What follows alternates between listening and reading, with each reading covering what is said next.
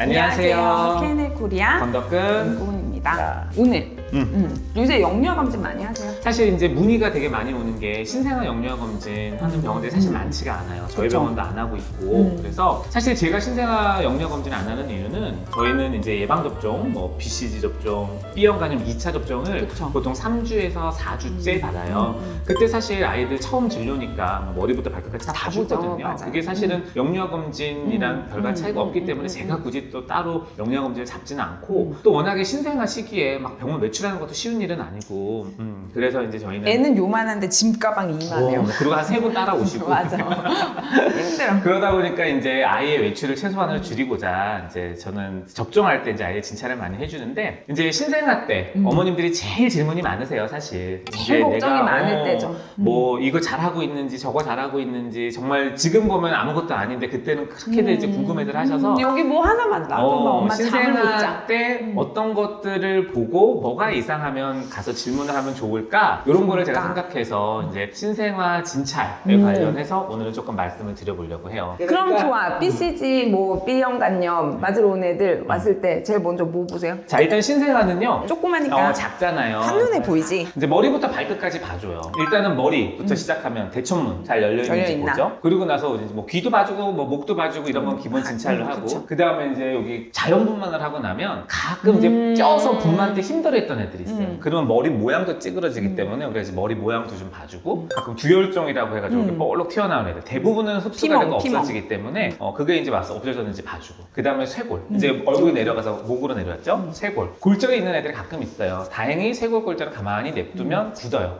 그러면 이제 보통 한 3주 차쯤 되면 얘가 있었는지 없었는지 알아요. 그러면 여기 이제 뭐가 만져지거든요. 그래서 그걸 이제 한번 감별해주고 그 다음에 이제 청진을 해서 심자분이 들리는지를 확인을 해요. 중요하죠.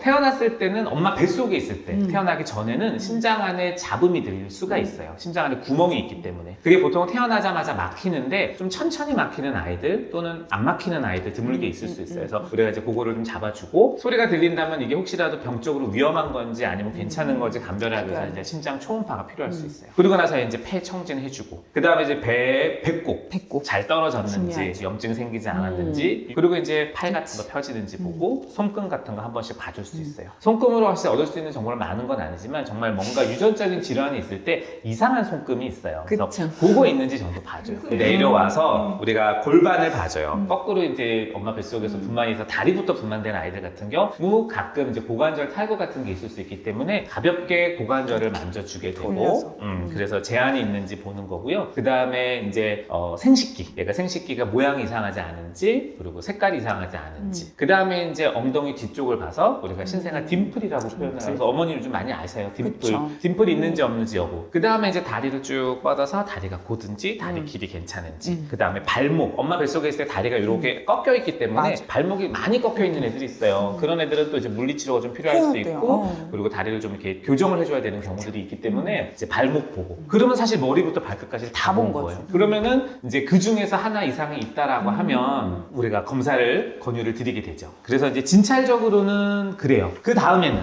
이제 아기가 제일 중요한 건 잘 먹고 잘 자고 잘 싸는가예요. 신생아들은 태어나고 첫 주는 이제 엄마 그 양수에 불어있던 몸무게가 좀 빠지게 돼요. 그리고 나서 이제 1주차 좀 넘어가면 그때부터는 점점 체중이 늘죠. 그래서 일주일에 한 300g에서 500g 정도까지 이제 몸무게가 늘면 되고 먹는 양도 많이 궁금해들 하세요. 쉽게 계산하면 자기 몸무게 곱하기 150 그게 하루 총량이라고 생각하시면 돼요. 그래서 물론 더 잘 느는 애들은 더 빨리 늘릴 수도 있고 덜 먹는 애들은 몸무게가 더딘 애들은 좀 덜 먹을 수도 있는데 그 정도가 일단 하루 총량 정도라고 보시면 되고 저는 항상 쉽게 생각하라 그래요. 한 달 때, 두 달 때, 세 달 때, 네 달 때인데 4개월 때가 우리가 1000이에요. 총 먹는 분유량은 쉽게 생각하면 대충. 그러면 3개월 땐 900, 2개월 땐 800, 한 달째까지는 600에서 700 먹으시면 되거든요. 그래서 4개월 때가 어떻게 보면 맥시멈이에요. 자연스럽게 늘리면서 한 번 먹는 용량이 늘어나면 횟수를 줄여간다라고 생각하시면 돼요. 첫 한 2주, 그러니까 첫 2달 정도는 사실 모유 먹는 아이들 같은 경우는 양도 가능해요. 가늠할 필요가 없어요. 그냥 그죠? 찾을 때마다 주는 거예요. 그래야지 전량도 늘고 백골에도 늘고, 그리고 이제 한 2개월 정도 넘어가면 그때서부터는 어느 정도 시간을 정해두고 어느 정도 한 3시간, 4시간 정도 텀마다 먹이시면 돼요. 그래서 100일 됐을 때 태어났을 때 몸무게의 2배 정도까지 자랐다. 그러면 안심하셔도 됩니다. 변은 뭐 조금 초반에는 많이 자주 싸죠. 그리고 무르게 싸는 경우들도 있고, 쌀알처럼 몽골몽골한 게 약간 기름도 좀 지게 이렇게 노랗게 겨자색처럼 이렇게 본다라고 하면 사실 이쁜 변인 거예요. 막 덩어리 변 보는 거 아니에요. 모유 먹는 아이들 가끔 이제 2개월 정도 넘어가면 변비가 와요. 그래서 막 일주일째 똥 안 싸고 이런 경우들이 있어서 이제 그것 때문에 또 걱정되시는 분들도 있지만, 일단은 이제 그런 변 양상 그게 괜찮다라는 거 보면 되고, 그리고 또 이제 잘 자는 거, 그리고 소변을 이제 한 2시간 정도에 한 번씩 보면 이제 괜찮아요.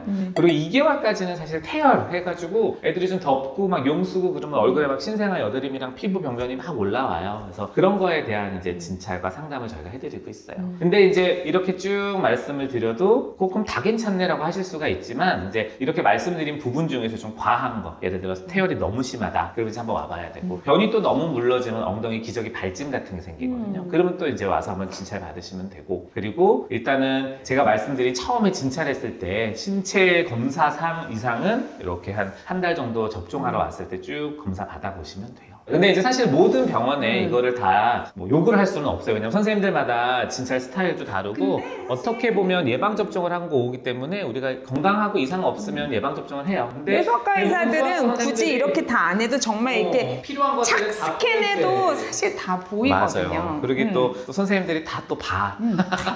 뭐 애들 신생아 때 특히 어머니들이 집착하시는 것 중에 똥 색깔, 녹변 괜찮습니다. 맞아요. 담즙 조금 많이 섞이면 초록색 되고, 항상 흰똥, 빨간똥, 까만똥 아니면 무조건 괜찮다고 저희가 항상 얘기하니까 맞아요. 똥 색깔 너무 신경 쓰지 마시고, 특히 모유 먹는 모유가 좋죠. 모유를 먹이는 부모님들은 애가 잠을 안 자도 내 모유가 부족해서 그런가 보다, 애가 칭얼거려도 내 모유 때문인가 보다, 또 과도한 죄책감이 있어요. 그리고 신생아 진찰할 때 소아과 의사들이 안 보시는 것 같지만 사실 꼭 보는 것 중에 하나가 어머니들의 산후우를 좀 봐요. 어머니들이 너무 무드가 안 좋고, 보통 애 낳고 한 달 지나고 나면 일단은 신체적으로 극심히 필요하시고요. 그 상태에서 이제 호르몬 변화도 겪고 몸도 이제 너무 안 좋고 자기의 예전의 몸이 아니니까, 그러면서 산후우울이 확 오면은 어머니가 힘드신 건 둘째치고 아이랑 눈 맞추고 상호작용하는 게 되게 힘들기 때문에, 그러면은 아이가 언어 발달도 안 되고 이런 경우가 많아서 사실 굳이 얘기를 하지 않아도 어머니의 무드는 괜찮은지도 사실 살피죠. 그럴 땐 굉장히 이제 조심스럽게 말씀드리긴 해요. 어머니 좀 컨디션 괜찮으시나요? 그쵸. 식사는 잘 잘 챙겨 하시는지, 드시라고. 맞아요. 그리고 잠은 잘 주무시는지. 피부 아까 얘기할 때 이제 태열도 얘기했지만 황달,